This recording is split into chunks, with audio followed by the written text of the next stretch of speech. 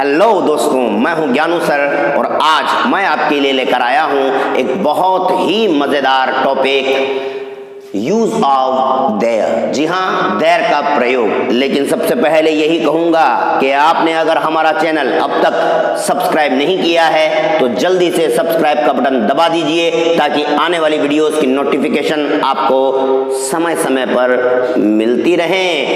Channel subscribe करने के बाद आप शेयर कीजिए, लाइक कीजिए, अच्छा आपको लगेगा तो, और वीडियो को अंत तक देखिए।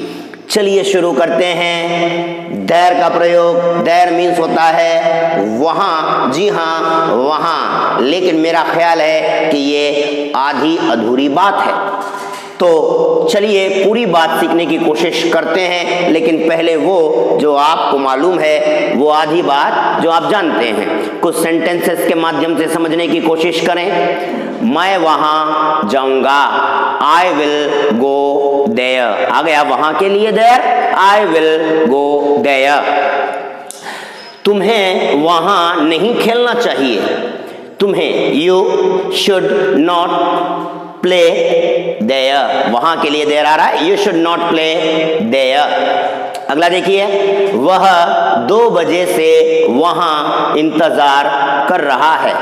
वह, he has been, present perfect continuous tense है, he has been waiting। वहां के लिए there, he has been waiting there since 2 o'clock, 2 बजे से 2 o'clock, he has been waiting there since 2 o'clock। अगला देखिएगा, मैंने वहां एक शेर देखा।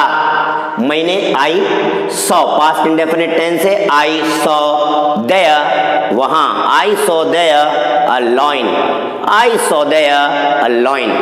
ये 4 सेंटेंसेस हमने समझे, लेकिन इनमें समझने वाली बात यह है, वो बात जो आपको मालूम है कि देयर मीन्स होता है वहां, तो वो बात क्या है? इन सभी सेंटेंसेस में एक ऐसी बात आ रही है कि देयर जो है वो या तो सेंटेंस के लास्ट में आ रहा है या सेंटेंस के बीच में आ रहा है। जी हाँ, अगर देयर सेंटेंस के लास्ट में या सेंटेंस के बीच में आएगा तो देयर का मीनिंग होगा वहां। समझ रहे हैं आप? यानी देयर अगर सेंटेंस के लास्ट में या बीच में आएगा तो उसका मीनिंग होगा वहां। लेकिन प्रश्न यह उठता है कि देयर अगर सेंटेंस की शुरुआत में आएगा तो क्या इसका मीनिंग तब भी वहां ही होगा? तो आइए जानने की कोशिश करते हैं। सबसे पहले ये जाने कि प्रेपोजिशन क्या है।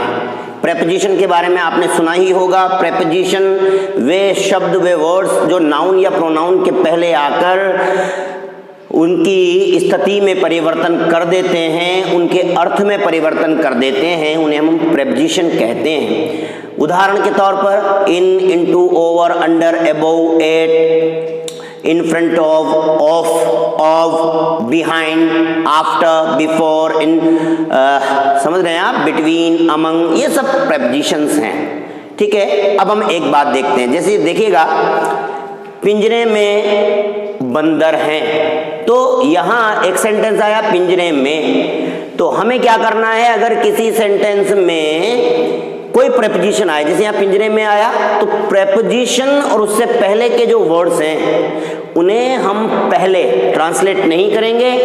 क्या करेंगे? पहले वो वर्ड्स ट्रांसलेट करेंगे जो उस प्रेपोजिशन के बाद आया है।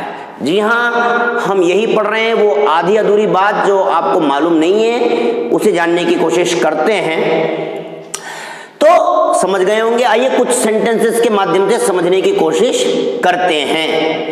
देखिएगा, पहली बात, मेरे घर में एक कंप्यूटर है। तो यहां क्या हो रहा है? मेरे घर में, तो यहां मैं आ रहा है, तो मैं और उससे पहले मेरे घर में, इसे ट्रांसलेट नहीं करते हैं। क्या करेंगे? एक कंप्यूटर है, तो कैसे बनेगा? एक कंप्यूटर है, अ कंप्यूटर इज, या इज अ कंप्यूटर, हम कुछ इसी तरह बनाएंगे। तो इज अ कंप्यूटर या अ कंप्यूटर इज, ये आधा अधूरा लग रहा है सेंटेंस, ऐसा लगता है यहाँ सब्जेक्ट नहीं है। इस सेंटेंस को सपोर्ट देने के लिए कोई वर्ड नहीं है, पिता रहित लग रहा है, फादरलेस। आइए इस सेंटेंस को पिता दे देते हैं। जी हाँ, सही समझ रहे हैं आप। इस वाक्य के लिए पिता देयर ही है, तो क्या होगा, सबसे पहले लिख देंगे देयर। तो देयर, अब एक कंप्यूटर है, एक ही कंप्यूटर है और है आ रहा है, यानी जब वाक्य प्रेजेंट का होगा तो देयर के साथ इज एम आर लगेगा। आप जानते होंगे जैसा सब्जेक्ट होगा उस अकॉर्डिंग इज या एम या आर लगेगा, ठीक है ना। और अगर सेंटेंस पास्ट का होगा तो देयर के साथ वॉज या वर लगेगा, ठीक। तो यहाँ क्या है, देयर, देयर के साथ is, there is a computer, there is a computer, ठीक है। देयर इज अ कंप्यूटर, अब मेरे घर में, in my home, there is a computer in my home. जी हाँ दोस्तों, समझ गए होंगे आप। यानी हम ये पढ़ रहे हैं कि अगर किसी सेंटेंस में सेंटेंस को सपोर्ट देने हेतु सब्जेक्ट न हो तो वहां सपोर्ट देने के लिए ऐसे पिता रहित वाक्य के लिए देयर का इस्तेमाल किया जाता है, और ऐसी सूरत में उस देयर का मीनिंग वहां नहीं होता। देखिएगा ना, वाक्य में मेरे घर में एक कंप्यूटर है, यहां हिंदी के सेंटेंस में वहां शब्द नहीं आया, फिर भी सेंटेंस में देयर का प्रयोग किया गया है। समझ रहे हैं आप। तो पिता रहित वाक्य को पिता देने के लिए हमने देयर का प्रयोग किया और फिर भी वहां शब्द नहीं आया। आइए कुछ और सेंटेंसेस देखते हैं। जैसे देखिएगा,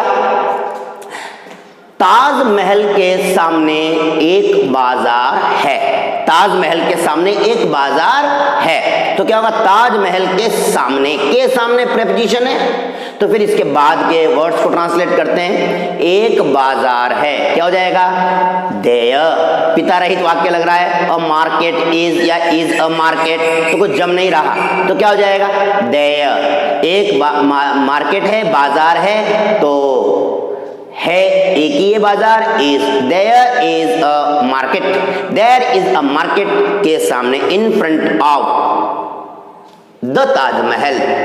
ऐतिहासिक इमारतों के पूर्व द का प्रयोग किया जाता है और ताजमहल एक ऐतिहासिक इमारत है, तो the Taj Mahal. There is a market in front of the Taj Mahal.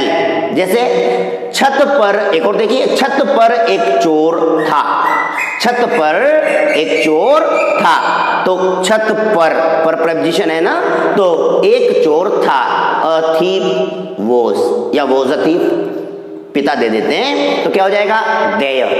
एक ही चोर था तो वॉज, इस बार था आ रहा है ना, तो वॉज आ जाएगा, there was a thief, right. There was a thief, छत पर, on the roof, there was a thief on the roof, ठीक है। देखिए एक और, मेरी जेब में 2 पेन थे, ठीक है, इस बार 2 पेन प्लूरल ले लिया हमने, मेरी जेब में, तो मैं और उससे पहले, इसे बाद में बनाएंगे, पहले ये बनाते हैं। 2 पेन थे, ठीक, 2 पेन्स वर या वर 2 पेन्स, पिता दीजिए, क्या हो जाएगा, देयर, देयर, देयर के बाद आ जाएगा वर, वर क्यों आया, प्लूरल है ना, 2 पेन थे, सिंगुलर होता, एक ही पेन होता तो was, there were 2 pens, there were 2 pens मेरी जेब में, in my pocket, there were 2 pens in my pocket.